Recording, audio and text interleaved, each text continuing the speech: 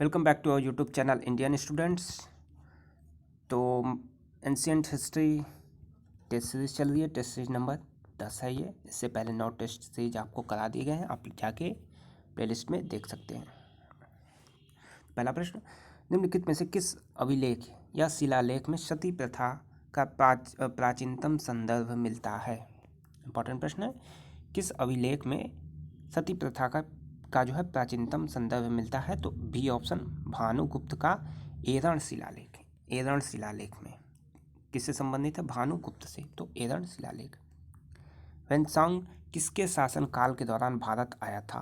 वेन्सांग जो है C option, Harshvardhan के शासनकाल के दौरान भारत आया था। निम्नलिखित में से वह अंतिम बौद्ध राजा कौन था जो संस्कृत का महान विद्वान और लेखक था? संस्कृत का महान विद्वान और लेखक था डी ऑप्शन, हर्षवर्धन। हर्षवर्धन के समय कौन सा चीनी तीर्थयात्री भारत आया था? हर्षवर्धन के समय कौन सा चीनी तीर्थयात्री भारत आया था? तो यह थे डी ऑप्शन, वेन्सांग। राजा हर्षवर्धन के दरबारी कवि कौन थे? बी ऑप्शन, बाण भट्ट। हर्षचरित निम्नलिखित में से किसके द्वारा लिखी गई है? तो बी ऑप्शन, बाण भट्ट के द्वारा। विक्रमशिला विश्वविद्यालय की स्थापना किसने की थी? यह क्या था? D option, Dharmpal. विक्रमशिला विश्वविद्यालय धर्मपाल। ठीक है, विक्रमशिला किससे संबंधित है? धर्मपाल से। यूपी पीसीएस में 2 से 3 बार आया हुआ ये प्रश्न है, जरूर इसे याद रखें। अजंता और एलोरा की गुफाएं भारत में किस राज्य में स्थित है? ये भी आया हुआ प्रश्न है, तो यह स्थित है सी ऑप्शन, महाराष्ट्र। शून्य का सिद्धांत किसने प्रतिपादित किया था? तो ये आपको पता है, आर्यभट्ट ने। वराहमिहिर कौन या क्या थे? तो वराहमिहिर जो है ए ऑप्शन, खगोलज्ञ थे। अलवार संतों का अविवाद निम्नलिखित में से किस आधुनिक राज्य में हुआ था? तो यह हुआ था ए ऑप्शन, तमिलनाडु। अलवार संत तमिलनाडु। चीनी यात्री सुंग युन भारत कब आया? सुंग युंग भारत कब आया? तो बी ऑप्शन, 518 ईस्वी में। आदित्यपुरी शिक्षा केंद्र निम्नलिखित में से किस राज्य में अवस्थित था? तो यह था सी ऑप्शन, बिहार। लिच्छवी तौहित्र किसे कहते हैं? तो डी ऑप्शन, समुद्रगुप्त को। हर्षवर्धन का समकालीन दक्षिण भारतीय शासक कौन था? हर्षवर्धन का समकालीन दक्षिण भारतीय शासक कौन था? तो बी ऑप्शन, पुलकेशिन द्वितीय। गुप्त काल के दौरान निम्नलिखित में से कौन सा सिक्का चांदी में जारी किया गया था? तो सी ऑप्शन, रुपये का। रवि कीर्ति जो एक जैन थे और जिन्होंने ऐहोल प्रशस्ति की रचना की थी, को किसका संरक्षण प्राप्त था? तो पुलकेशी सेकंड यानी द्वितीय। निम्नलिखित में से क्या राष्ट्रकूटों का सर्वाधिक चिरस्थायी योगदान है? 4 ऑप्शन आपके लिए। राष्ट्रकूटों के बारे में पूछा है, तो ये थे बी ऑप्शन। कन्नड़ काव्य के 3 कवि पंपा, पोन्ना और रन्ना तथा कैलाश मंदिर राष्ट्रकूटों से संबंधित है। इंपॉर्टेंट प्रश्न है।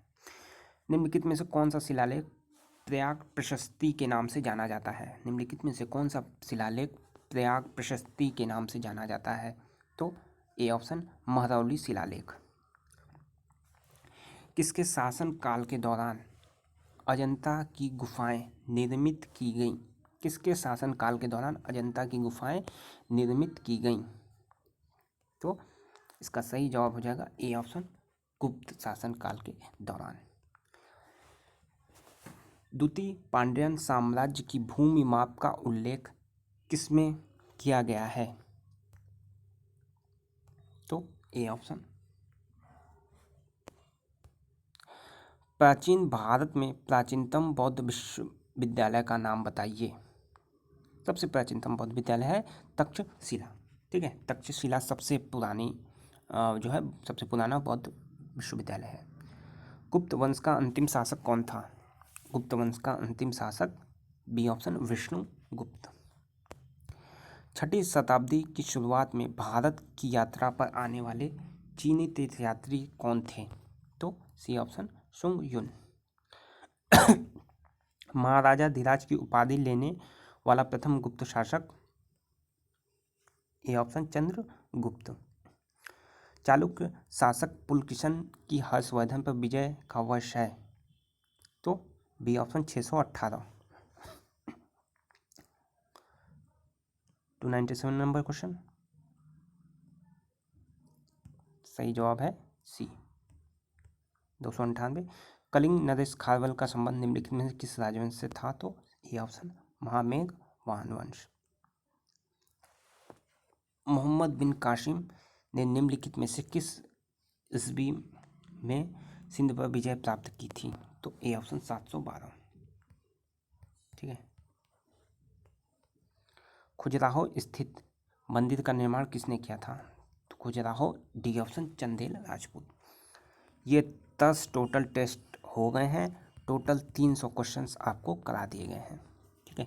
जितने भी मोस्ट इंपॉर्टेंट क्वेश्चन हैं सभी परीक्षाओं के लिए, यूपीपीसीएस प्रीलिम्स हो 2020, बीईओ हो, बीएचयू एंट्रेंस एग्जाम हो, डीयू हो, इलाहाबाद हो, किसी भी एंट्रेंस एग्जाम या बीपीएससी हो, जहाँ भी जीएस आएगा ये पूरी सीरीज आप लोग ज़रूर देखिएगा। धन्यवाद।